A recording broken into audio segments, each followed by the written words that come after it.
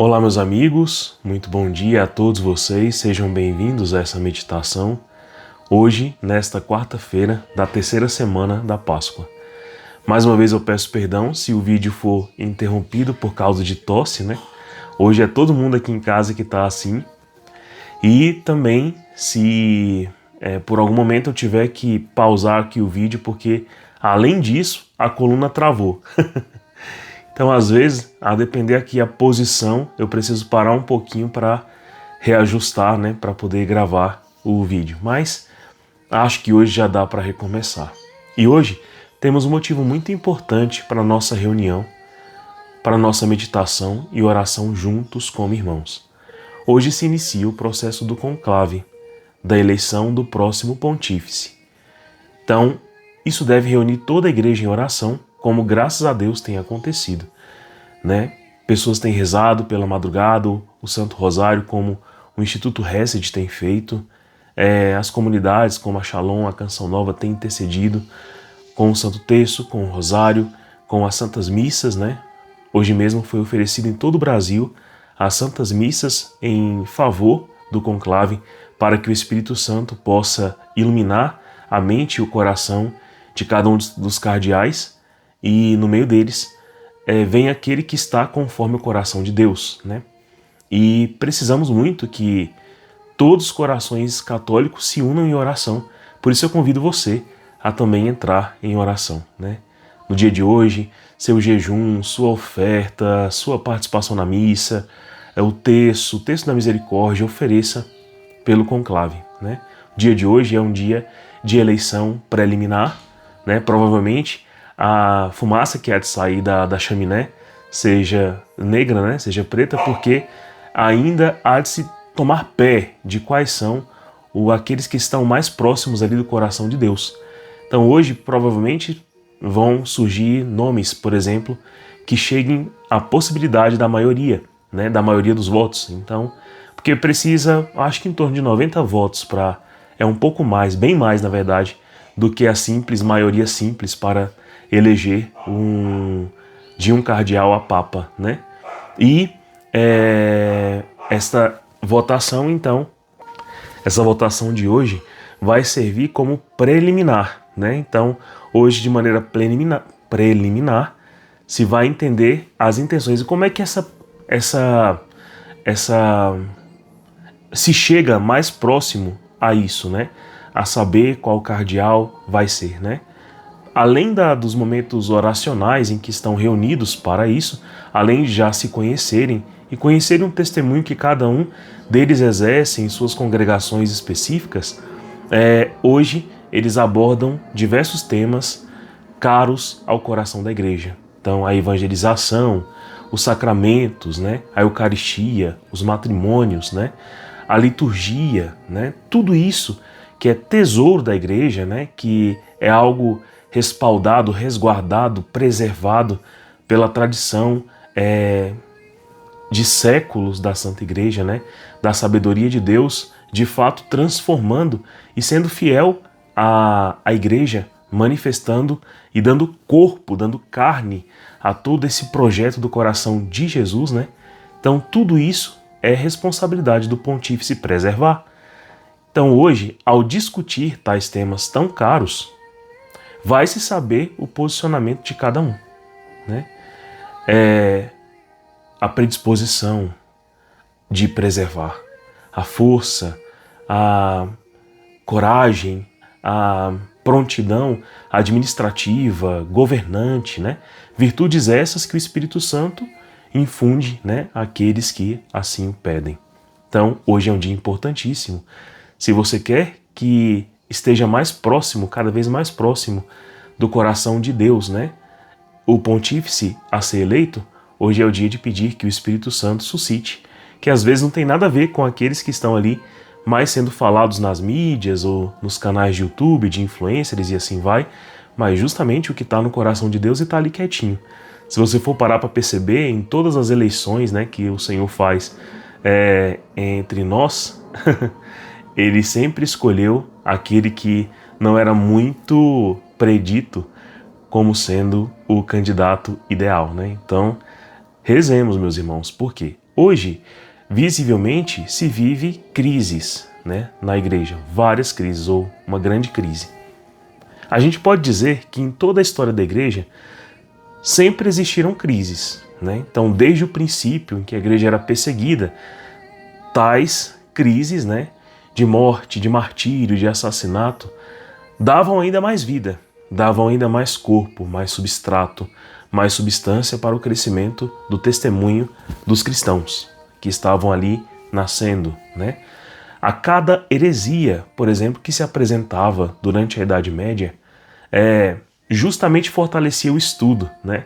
Vinham os doutores da igreja afirmar plenamente a verdade, né? Iluminados pelo Espírito Santo e combatendo pela razão, pela fé, as heresias, né? Então elas às vezes se prolongavam muito durante séculos, como a maniqueísta ou a cátara e assim vai, a nominalista, mas estas heresias, quando deparadas com a robustez do ensinamento de Cristo, perdiam, ruíam, né?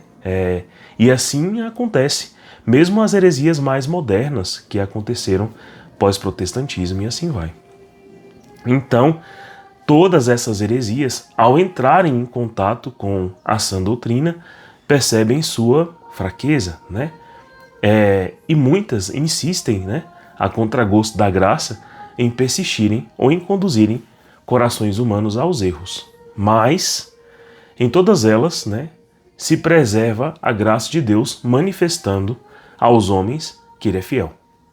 Fiel a continuar nos dando sua palavra, sua doutrina, mostrando seu espírito, sua face, dizendo aos corações, anunciando aos corações a verdade e propiciando principalmente, né, na força sacramental o que o homem precisa para agradar a Deus, como falávamos no vídeo anterior, né? Então, nessa força se batiza, se confessa, se absolve, se comunga o seu corpo e o seu sangue, se crê na sua palavra, se amadurece no Espírito, se crisma tal Espírito, né?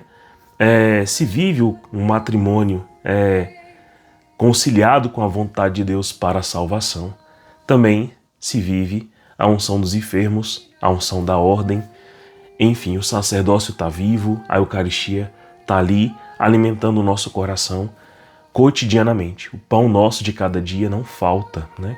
E o Senhor manteve-se fiel em toda a história. Por mais que nessas crises, por exemplo, tanto de fora para dentro quanto de dentro para fora, muitas vezes a gente parasse e pensasse assim, meu Deus, onde é que a gente vai parar? Se vocês forem perceber, as mais graves heresias partiram de dentro, né? Lutero era um monge, né? Guilherme de Ockham era um sacerdote também, ao promulgar dar substrato ao nominalismo, né? Enfim, diversos eram de dentro para fora, né? E de fora para dentro também várias perseguições. Talvez o renascimento cultural e assim vai tenha sido um grande golpe também contra a igreja, mas ali quando vários cardeais pecavam e tudo mais, muitas vezes eram erros morais, né? Gravíssimos, e que por testemunho davam essa enfraquecida na vivência carismática, de fé de todos os católicos, né? Uma coisa terrível, triste. No século XIX e XX também, passamos por um século terrível, onde além de guerras, além de uma disputa geopolítica terrível, nasceram várias heresias graves ou filosofias de vida, psicologias, ciências, digamos assim, que se tornaram ateístas na sua matéria, na sua gênese. E isso também fez com que a igreja, esse pensamento permeado na igreja, também gerasse crises morais. Mas neste tempo, ano de 2025, a gente vive também uma crise importante. A crise de que não apenas erros morais são cometidos por pessoas fora e dentro da igreja, contra a igreja em todos os sentidos, mas também crises contra a ortodoxia, ou seja, a perfeição e a ordem geral estabelecida na fé, né? Então, crimes contra a fé, heterodoxias, né? E esses pensamentos vão ali permeando o pensamento de vários sacerdotes, de bispos, de cardeais, e enfim, chegamos a esse conclave onde existe, por exemplo, receio de que alguns cardeais não entendam, né, o que devem preservar, o que devem amar, quais são os tesouros da igreja verdadeiros, né? O que eles devem, com a vida, com seu sangue, preservar, né? É função hoje, então, do Espírito Santo fazê-los lembrar e da oração da igreja também fazê-los recordar. Portanto, a gente precisa rezar por esse conclave e esperar que venhamos de 8 a 80, ou seja, podemos continuar com a linha, né, do papado anterior, que apesar de ter uma visão um tanto mais iconoclástica e mais progressista, né, ainda assim permite com que os sacramentos sejam salvaguardados, com que também a doutrina seja amada, conhecida e salvaguardada, com que o sacerdócio e a Eucaristia se preservem, né? Mas não quer cair em nenhuma heterodoxia, não quer perder o que Jesus, de maneira tão cálida e forte, deixou nutrido na igreja. Ou podemos ir para 80, ou seja, uma situação melhor ainda, né? Na qual o coração de toda a igreja respira exatamente esse amor demonstrado nesses últimos 12 anos que a igreja aumentou. Então a igreja tem aumentado seu amor pelo sacramento. A igreja tem reconquistado seu amor pela Eucaristia, seu zelo pela Eucaristia, pela liturgia, pelos cantos, pelos sacramentos, pela vida santa, né? Procurado cada vez mais reordenar ali os casamentos, os batismos, né? Para que se tenha a vida de santidade que é tão desejada por Deus. As pregações têm mudado, tornado-se cada vez mais, digamos assim, completas, cada vez mais assim, diretas, né? Elas vão ao ponto de onde o nosso coração está ferido. Então, em todo momento de crise, meus irmãos, você pode perceber que o Espírito Santo trabalha fortemente. E aí você vai ver pregadores que têm dado remédio. Por quê? São iluminados pelo Espírito Santo. Então, da mesma maneira que você percebe na sua paróquia, com certeza, na sua casa, no seu grupo jovem, no seu movimento, na sua comunidade católica de leigos e tal, percebe que os pregadores têm aumentado esse conhecimento, entrado em comunhão com o Espírito Santo e devolvido a nós esse sinal belíssimo de que há salvação, de que o nosso coração permanece sendo salvaguardado por Deus e que os sacramentos continuam nos dando o alimento que não perece. É o pão descido do céu de que Jesus fala na liturgia de João 6, que meditamos, né, durante essa semana, e não vai passar, né? Seus efeitos permanecem na igreja. E, de fato, a igreja tem crescido. O número de convertidos cada vez aumentando. O número de pessoas que descobrem esses tesouros de novo na igreja, descobrem aqui a sua casa, voltam para o lar, voltam para o coração, para o seio da igreja, são imensos. Então isso precisa continuar. Porque houve um momento em que, depois da década de 60, mesmo se acreditando que poderia existir um espírito reformista que fosse trazer mais pessoas à igreja, aconteceu uma queda na profundidade das vocações que se geraram. E isso agora reverbera, né, em nossos corações, fazendo-nos desejar cada vez mais preservar aquilo que nos leva a um crescimento vocacional e de conversão. Então, o espírito evangelizador de acolhida desta humanidade tão fragmentada, tão quebrada em si mesmo, precisa acontecer. E o Espírito Santo tem provido substrato para isso. Então, assim como acontece aí na sua paróquia, você deve ter percebido, também acontece lá no Vaticano, com certeza. Então, hoje, o fruto da oração de muitos pode chegar lá, deve chegar lá, porque somos um, né? Então, reze profundamente pelo conclave, para que o Senhor nos dê o pastor que está conforme o seu coração e nos ajude a chegar ao céu, né? tendo esse ensejo, que eu acho que é o melhor ensejo que eu poderia pensar hoje para a nossa meditação, vamos reconhecer no coração de Cristo o que Ele deseja para a nossa oração hoje. João 6, versículos de 30 a 35, diz assim: Naquele tempo a multidão perguntou a Jesus: Que sinais realizas para que possamos ver e crer em Ti? Que obra fazes? Nossos pais comeram maná no deserto, que está na Escritura: Pão do céu lhes deu a comer. Jesus respondeu: em verdade vos digo, não foi Moisés quem vos deu o pão que veio do céu. É meu Pai que vos dá o verdadeiro pão do céu. Pois o pão de Deus é aquele que desce do céu e dá vida ao mundo. Então pediram: Senhor, dá-nos sempre deste pão.